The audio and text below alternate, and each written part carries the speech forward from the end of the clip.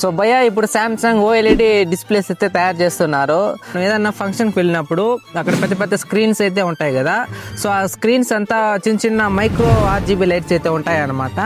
So అదే concept అయితే ఇక్కడ యూజ్ చేశారు. ఏమరా అంటే మన ఐస్ ప్రోడక్ట్ అయితే ఉంటుంది అనమాట. ఏదైతే మన నైట్ టైం మొబైల్ ఫోన్ చూస్తామో సో మన ఐ డ్యామేజ్ కాకుండా సేవ్ చేస్తుంది.